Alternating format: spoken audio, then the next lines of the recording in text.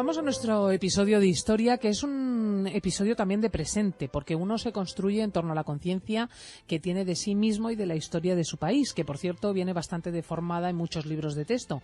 Y entre otras cosas vamos a descubrir hoy con José Javier Esparza que los españoles derrotamos en una ocasión a los vikingos. Bueno, en una no, en tres, pero una historia increíble. Sí, una cosa seria. Es que cuanto más buceas en la historia de España, más impresionado te quedas de la cantidad de episodios que podrían servir para decenas de películas, ¿no?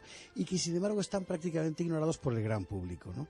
Y uno de estos episodios, que además se extendió durante un par de siglos largos, fue el combate de los reinos españoles, tanto cristianos como moros, porque aquí nos dimos todos, ¿verdad?, contra las invasiones vikingas en la Alta Edad Media.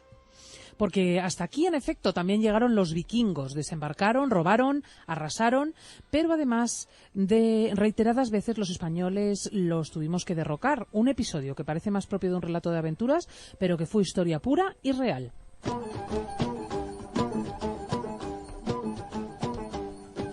Vamos a ponernos en contexto. Estamos en el siglo IX, en la mitad sur de la península, la España andalusí se ha convertido en una potencia extraordinaria. El califato omeya vive sus momentos de gloria. Y en el norte, sin embargo, los reinos cristianos, han podido organizarse, resistir al poderoso vecino musulmán, pero todavía son entidades políticas muy débiles y socialmente muy rudimentarias. El ambiente general en la España cristiana, el día a día de la gente, es de riesgo, de peligro, de incertidumbre. Siempre estás temiendo el ataque del moro, el enemigo del sur.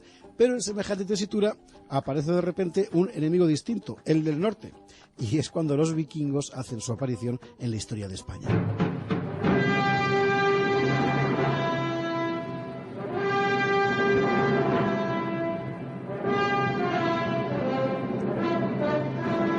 ¿Quiénes eran los vikingos? Pues serán los pueblos de origen germánico que habitaban en Escandinavia. La palabra vikingo proviene de la voz vik, que significa fiordo. Son los habitantes de los fiordos.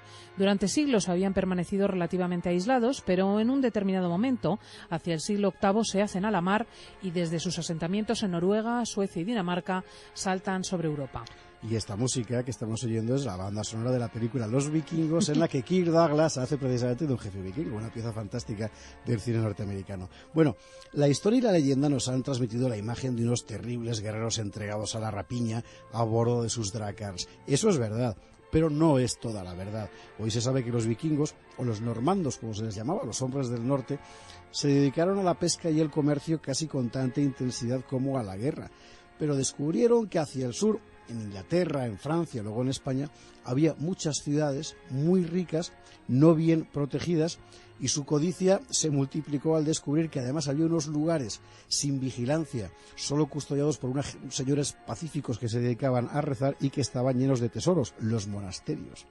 Así que en el año 793 se registra el primer ataque vikingo a las costas británicas. El objetivo era el monasterio de Lindisfarne, temprano testimonio del cristianismo céltico. Las crónicas anglosajonas recogieron el episodio como una auténtica maldición bíblica, y así lo explicaron aquellos monjes.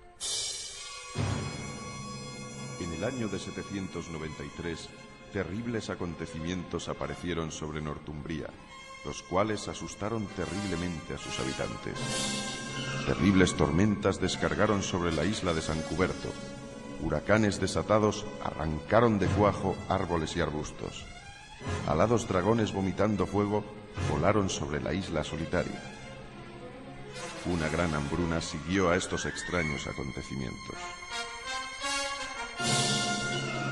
Y dentro de la hambruna, sonido de Bruckner, me parece que es lo que estamos escuchando, apareció el furor de los normandos, eso que se llamó el furor de los normandos. O sea, coincidiendo con todos estos desastres.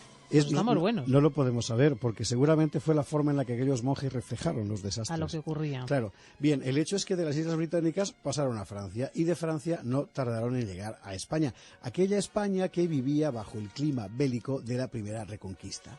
Es precisamente la época que refleja Isabel San Sebastián en La Visigoda, su primera novela, cuya continuación está escribiendo ahora. Bueno, un 31 de julio del año 844 se divisaron por primera vez en aguas españolas las velas de los vikingos. Fue en Gijón. Sí, eran daneses, de Vestfold.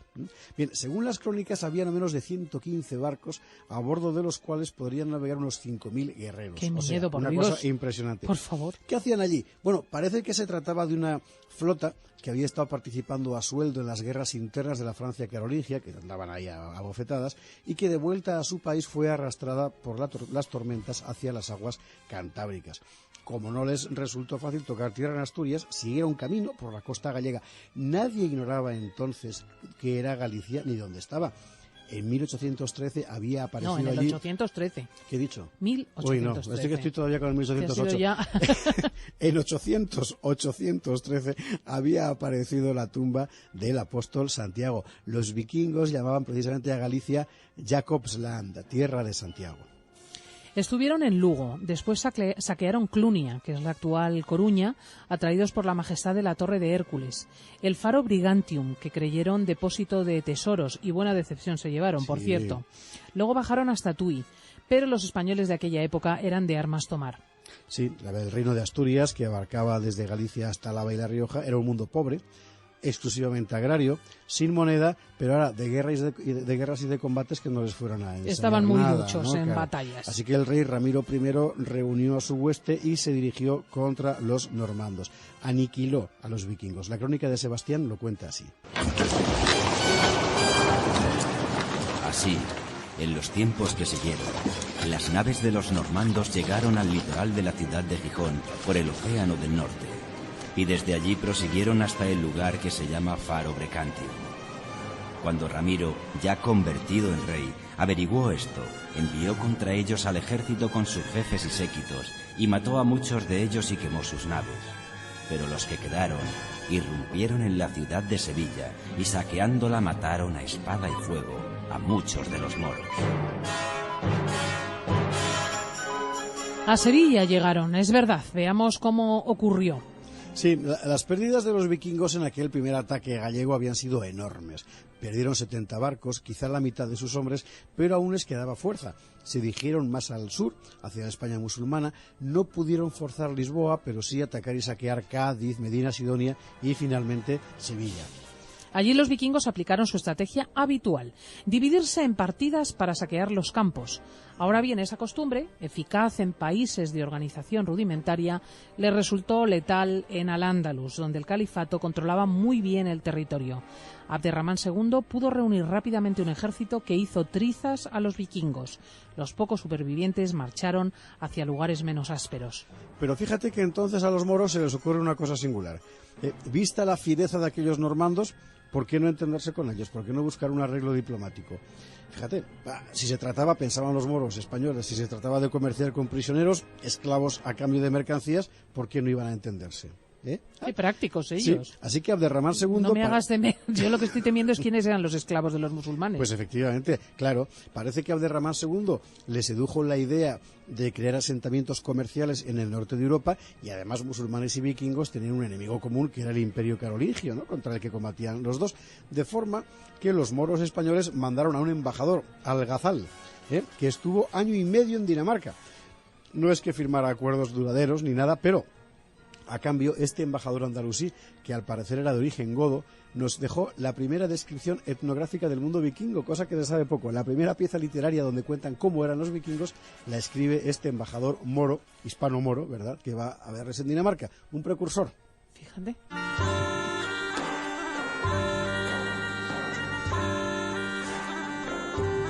Los normandos volvieron a la península, por supuesto. Los supervivientes de la primera expedición pudieron describir a sus paisanos las riquezas de Jakobsland, de lo que era entonces Galicia, y Al-Ándalus.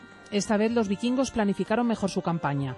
Dos grandes caudillos guerreros, Bjorn, Costillas de Hierro, y Hasting, al frente de numerosos barcos abundantemente aprovisionados, vinieron de nuevo a España. Sí, los trastornos políticos que vivía la España cristiana les facilitaron las cosas esta vez, ¿no? Hay que decir que una vez más los vikingos se llevaron lo suyo. O sea, después de haber puesto sitio a Santiago, de haber obtenido un rescate de los compostelanos, los muy ferones traicionaron el trato, intentaron el asalto a pesar de haber cobrado el rescate, y entonces apareció un ejército cristiano al mando de don Pedro de Pravia, que obligó a este Bjorn Costillas de Hierro y a Hastings a volver a sus barcos y abandonar Galicia. Y pasado el revés gallego, los vikingos estuvieron nada menos que 3 años merodeando por aquí, del 859 al 862. Navegaron hasta el Mediterráneo saqueando las costas, remontaron el Ebro, llegaron a Pamplona, secuestraron al rey de Navarra, García I Íñiguez, por el que cobraron un buen rescate, y después marcharon hacia el sur de Francia. Sí, la verdad es que después de todo esto, para los españoles, que estuvieran aquí los vikingos ya era algo así como una deplorable costumbre. La crónica de Sebastián termina anotándolo con un aire casi rutinario. Mira cómo lo decía.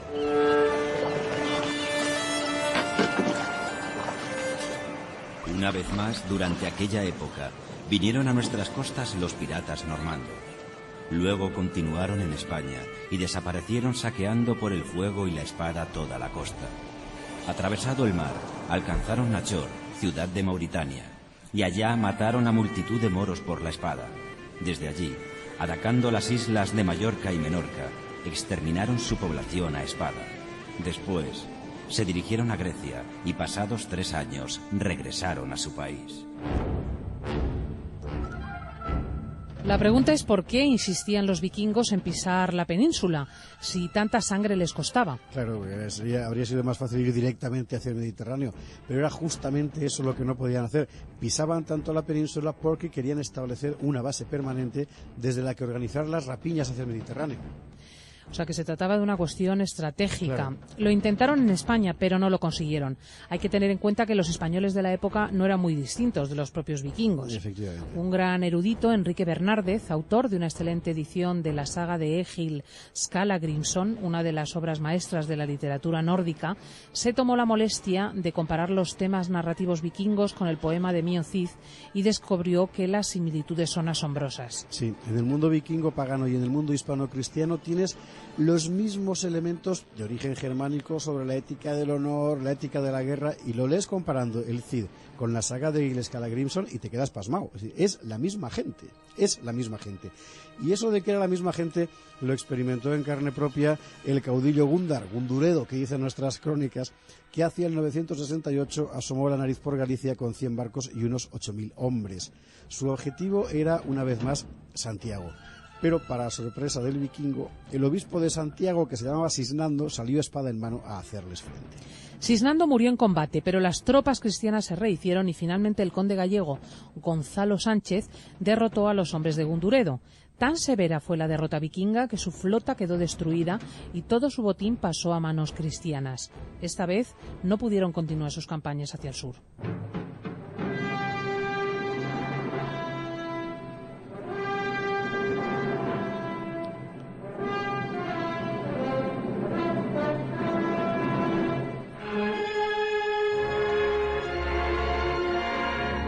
Bueno, las incursiones vikingas todavía habría más, se prolongarían hasta el siglo XI, pero ya fueron campañas muy menores. En realidad, la era vikinga terminó con la muerte en combate de Harald el Despiadado, que murió en Inglaterra en 1066. Fíjate, el último vikingo que pisó la península ibérica en son de guerra, porque luego en los años 60 con el turismo hubo más, pero el último fue un hijo de este Harald, Olaf Haraldsson, rey de Noruega, que es el mismo que años más tarde cristianizaría a su país y terminaría siendo canonizado. Bueno, a mí en este momento experimento una emoción profundísima porque una de mis autoras preferidas es Sigrid Undset, premio Nobel Noruega, autora de una gran saga, Cristina hija de Abrahams, que de una manera reiterada rescata el nombre de San Olaf, porque efectivamente este rey fue canonizado, cristianizó Escandinavia, y yo no sabía que San Olaf había estado en España. Pues el último vikingo que estuvo aquí en son de guerra fue precisamente San Olafo, como decían aquí. San Olafo. Claro, Olaf Haraldsson, rey de Noruega, que cristianizó a su país, y fue la cristianización de los escandinavos lo que puso fin para siempre a las rapiñas vikingas. Los vikingos no se disolvieron en la historia. En el este conformaron el núcleo del que nació Rusia. En Francia recibieron las tierras de Normandía. En las Islas Británicas gobernaron durante muchos años hasta ser derrotados precisamente por los normandos. En Italia fundaron el reino de Sicilia.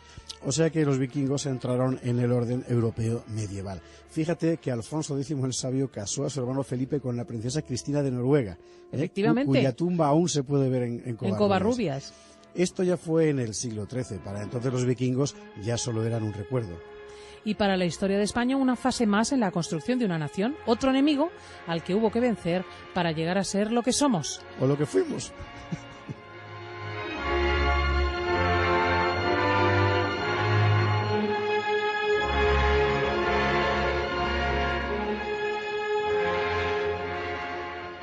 Estás escuchando La Tarde con Cristina, Cadena COPE.